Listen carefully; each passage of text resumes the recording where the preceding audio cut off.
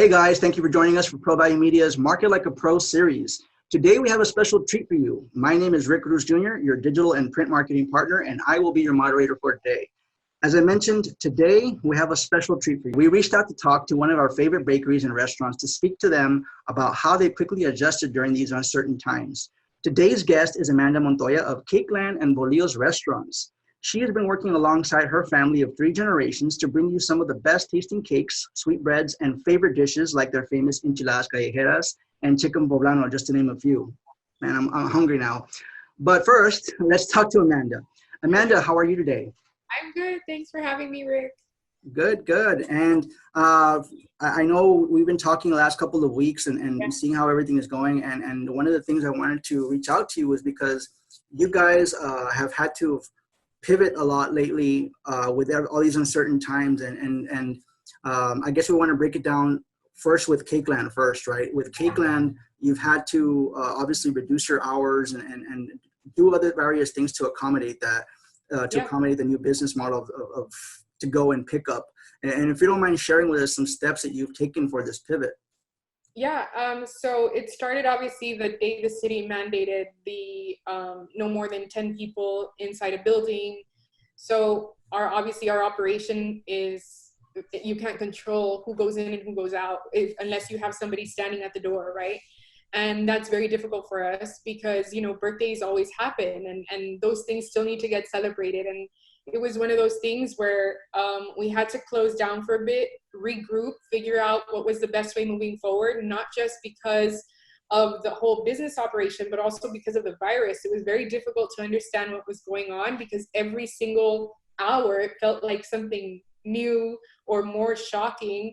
And, you know, thankfully I have my grandparents and my parents around because they've gone through a couple of waves, you know, with recessions and all these other things, but never something like this. So it was something for all of us to adjust to.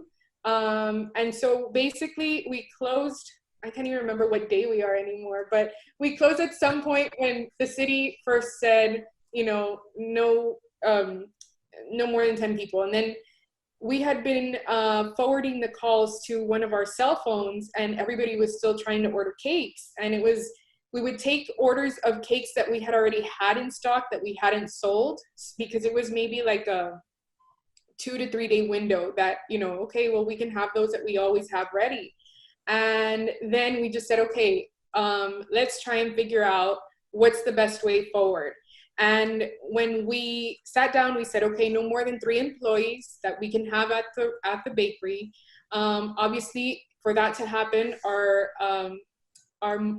hours would have to change and be reduced significantly. We're usually open at 7 in the morning, close at 9 in the evening. So we ended up just doing 10 to 5 because we figured that's a good enough, 8 hours, more or less? 8-hour workday, more or less.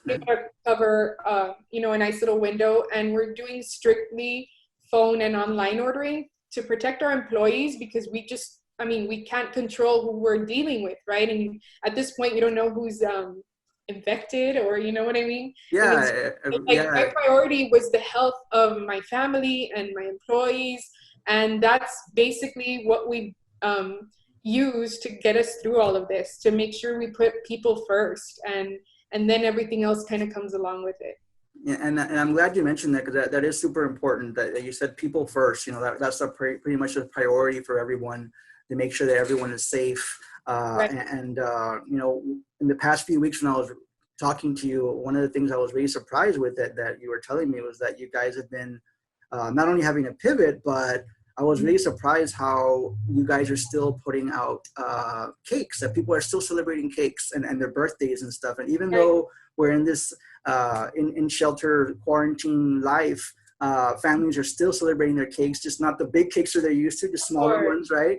And that's something that was pretty amazing that you know, life is still going on, you know, even though this is happening.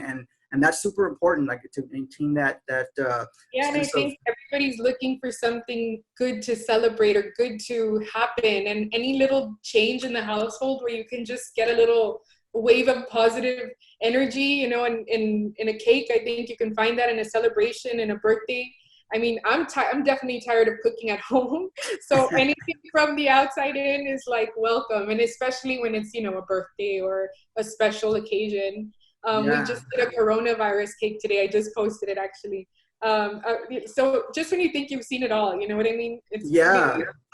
Yeah, and it's right. I mean, you're having to make designs for the time. You know, Yeah, as funny as they can be. You know, for some people, obviously, some people take it a little more yeah, serious, but for sure. it's important to laugh. You know, Yeah, I so know. I mean, it's hard. I know it's so hard on everybody. Everybody's stress levels are just fluctuating all day, really. And you have to laugh at something like that. When we got the order from the customer, I was just like, really? That's so funny. Like that people are laughing about it. Obviously, I know there's a lot of pain tied to it, but I mean, it's you have to just stay conscious of you know, just the situation. yeah, and that is super important. Right now, you mentioned that the way you guys are ordering, that's something that's super important too, because I brought up this. Right now, we're on your Instagram profile that we have all these little making me hungry again with my sweet tooth. Looking at all these cool things here.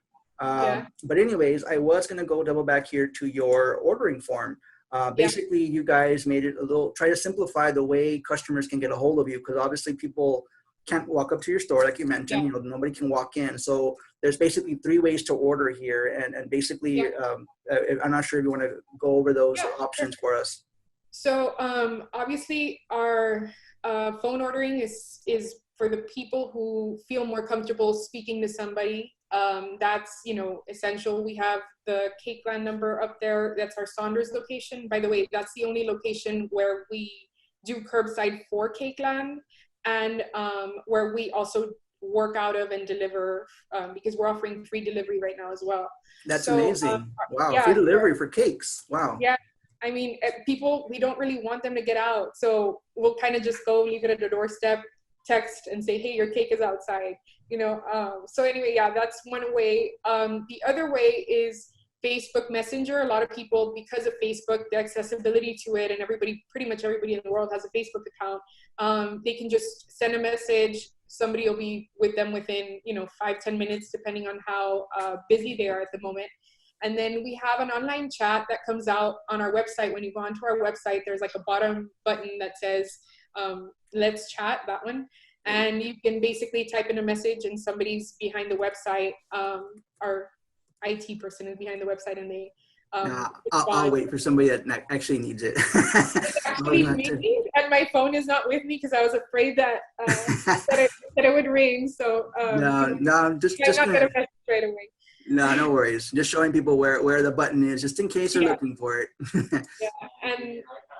And lastly, Don't okay, worry. so lastly, we also have Zoom appointments. So some people are still actually planning weddings and, you know, postponing weddings and stuff like that. So those are a lot more personal. You want to meet with a client and face to face and really try and get ideas. And we try basically the way we're doing it right now.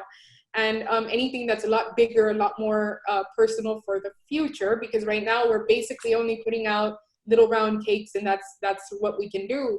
But you know, in order to continue to keep that contact with our clients, that's another way that we've been able to you know, personalize it a little bit more.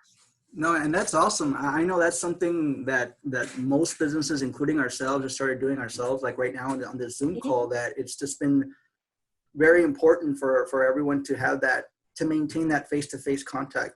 I mean, not everyone can do it over the phone or by emails. So having that face-to-face contact does definitely help. You know, you can share your screen, you can point at stuff, and make things a little easier that way without having to Yeah. leave your home. So Yes. that's really cool that you guys are doing that. Yeah, it's been one of the things that we've been trying to do for the past year, and times like this force you to do something like that. It, Um, you know, it's because honestly, a lot of things happen through social media and everything within the past, you know, 5-10 years. And then there's just never time to focus on these things. And all of a sudden you found the time within 3 to 4 days to make this all happen. And that's where we are right now. So And that's so true. That's something I've said it a couple of times, not on here, but I've said it a couple of times to different friends and clients that they ask me, are you busy? And I'm like, well, certain parts of our business has been reduced to, a lot less, significantly less than what it was before. But other parts of business have actually have this hyper acceleration that we need to work. And so people are like, well, why are you still working? And I was like, well, most of us here at the office still have to work because number one, it has accelerated that digital part of our business where, like you said, we've had to do things for clients like on the fly, 2-3 days, online ordering in 2-3 days, or changes to websites or social media. And you're absolutely right. This pandemic has forced us into doing things much, much faster than we originally thought. We had clients that reached out to us that said, hey, we were thinking about it and now we got to get on it because yeah, it happens. It happens. Life. We're always busy before all this happened, and we were always busy when just had other things going on. But all of a sudden, when those things slow down, it's like things become a little more clear about what you need to do, right? And I'm not talking about just business, but other stuff in general. You have more time to reflect and think about what you need to be doing. So that's awesome that you guys, had that opportunity to step back. I know most businesses that I did did not know what to do. And in some cases, my advice was like, well, why don't you shut down for a couple of days? I know you might not want to do it, but in some cases you need to. It allows you to step back. Yeah, that's exactly what happened to us. I think we were closed max 4 days. I think we closed on a Thursday. We reopened on a Monday for Cakeland. But because we have both businesses going, which is Bolillos, another, pretty big operation, and then we have Cakeland, and it was hard to just figure out how to move forward with both of them. And for me, the easier one was Cakeland, because it was just a little clearer of what people needed at the time. So I was able to just focus on that and execute that one. Once that started rolling on Monday, then I was able to focus on Bolillos and figure out how to move forward with that one. And we reopened this past yesterday, right? What day are we? Tuesday? Yeah. Monday. We opened yesterday. And so it took me about a week and a half to figure that one out, just because it's also, another operation that we had to completely reduce, Yeah, there's a lot of moving parts to everything, and that's why it's important, like I said, to have that pause button and see how you will do these things, because if not, it's just you might overwhelm yourself. That's awesome that you guys have been able to do that. That's really neat. One thing I wanted to mention about Cakeland, you guys are coming up in a very awesome milestone that not very many people can claim. You guys are coming up on your 50th anniversary, I believe. Is that correct? Yeah, I was just told that this past January, my grandparents, I think Cakeland's anniversary is probably about January 27th or 29th. I don't remember clearly, but and they were telling me, this is our 49th year in business. Next year will be our 50th. And I thought that I kind of took a step back because I didn't realize it was that long. I mean, obviously I haven't been around the whole time, right? But they have. That's kind of what it's a huge accomplishment. And obviously, I think the story. We started with Retama, ended up with Cakeland, and then added Bolillos. But it's been, the same ownership throughout the three, operations. So that's amazing. 5-0 for everyone who misheard that. 5-0. That's wow. That's amazing. Yeah. Congratulations for you and your family. You. Thanks. Really neat. My family, because honestly, I just came around the past 10 years. I mean, they're the ones that pretty much set the foundation. So can't take all of it. You're being too humble. But we like that. It's good. So that's Cakeland in a nutshell for you guys. And now let's talk about Bolillos. Bolillos Cafe, like you mentioned, it was something very similar that you guys needed to step back, and now your guys are back in full force with a more easier menu for your kitchen and reduced and pretty much I'm assuming most of your favorites. Is that kind of what's going on right now? Yeah, so that's basically what we have a large menu, and I think that's what attracts a lot of people to us, that we can pretty much please any palate.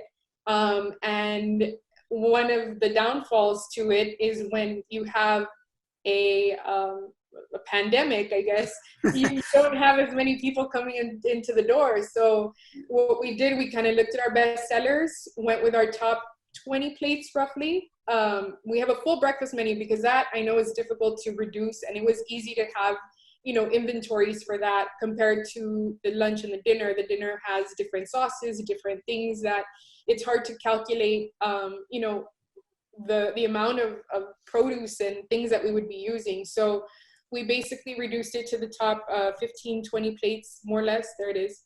And we have a full breakfast menu. So it's still a good variety. It has some salads, it has some Mexican food, it has some comfort food, some soups. And, you know, as we see the week go by, what people are ordering or what people are asking for, we plan to add a little bit to it, just depending on how we see, you know, the week unfold. And I think people right now are understanding of the situation for everybody, that we can get away with it. I don't know that we could get away with it during any other time of the year. Yeah. But because, I mean, we pride ourselves on that. We pride ourselves on consistency and things like that. And I think that's very difficult for me to accept right now, that we've reduced our menu, but we know that's the right way moving forward for now. Yeah, and I'm glad you guys stayed open or reopened, and the other thing is I'm glad you still have my favorites, so those are still available there, so I can still order from there. So that's a good thing. That's always a good thing. And same thing here. I mean, you also have like I have on the screen here.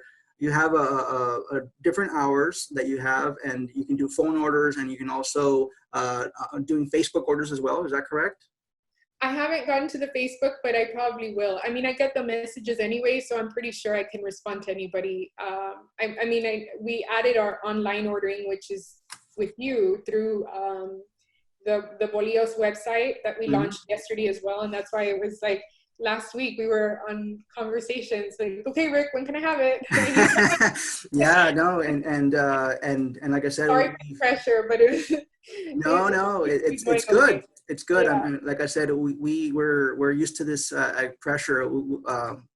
I feel like we've all been on running at 110% since everything started. It just feels like here's more. And it's like, okay, yeah, why not? You know, it'll keep me busy, and I prefer to be busy than worrying about what are we going to do. And you know, it's just you know, it's keeping busy is important. So that's really neat. I'm glad that you guys were able to do that, and I know, you know, thank you again for doing that with us as well, giving us that opportunity to do that.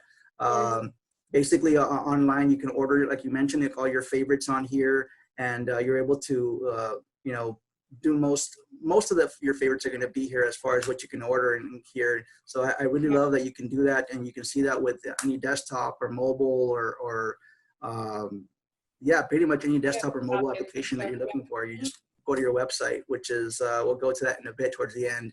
Very cool. And I also wanted to mention something else. I mean, while we're on the subject, this is a marketing and branding show at the, you know, and one thing I wanted to mention is your marketing and branding that you guys have done. So you mentioned that Bolillos has been around since around 2006, 2008, more or less. Yeah. And at that time, you guys had a very, very different logo. And more recently, you guys felt, well, we need to start updating it. And that's something that was really is tough for any business to you know, to have a logo for that long and say, okay, we're going to go ahead and rebrand everything now. And what's that going to look like and stuff like that. And most businesses just don't change, you know, and it is important to have some tied to the past, to the old logo, but at the same time, still something a little more recent, a little more modern and polished, I guess is what the word I'm looking for. And you guys did a pretty good job of that, using this new logo that you guys have compared to the one that you guys had before. I mean, the other one was nice, but you can tell that this is more recent. And if you don't mind me telling me, like, what that process looked like for you when you guys were in talks of rebranding of this logo, if you don't mind. Yeah, so I felt that one of the things that we could work on, and one of, I think, the recipes for success of our family business has been to evolve and trying to stay current with our, you know, as things change, right? I think, I think the previous logo was there, but this is pretty much our new logo and our new branding style. And I like with Bolillos, there's a masculinity and a femininity to it. And I Yes. think that's one of the things that has kind of guided my vision for it. And I think that's kind of why it resonates with both, you know, male and female, because you don't, yes, there's pink in it, but there's also the reds and the blues and all this other stuff. And it's also like a tie to our culture. I think, you know, we are, you walk in, you want to feel welcomed, you want to feel around, like what colors make you feel sometimes. It kind of reflects, I don't know, the whole experience from your food to your, you know, It environment does. and your ambiance and all that stuff. So I try and tie it all together. I mean, there was times where, you know, I was lost a little bit with design. I just kind of was focusing more on other things. And I finally had the time last year to say, okay, let me refocus on our branding and our, you know, moving forward. That's our old logo, right? Yeah, Um, let me go yeah, ahead and pull that up just so everyone can have a little reference of what it used to look like and now the new logo so yeah. people can see. I mean, we'll get around to like signage and stuff eventually. I mean, it all depends how this pandemic's gonna go. But Yeah. right now, at least for social media and stuff and our websites, we're kind of using, you know, this logo for our current 2020, you know, way forward.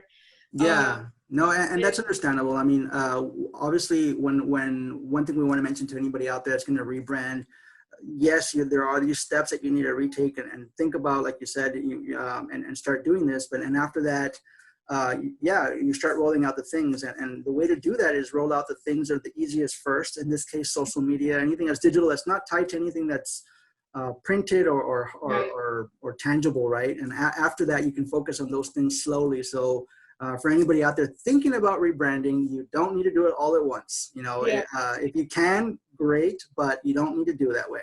Um, and you can tell back to what you were saying about the thought that you guys put into this logo. Yes, you're right. You absolutely did have that. Whoopsies. okay, My gosh, there you go.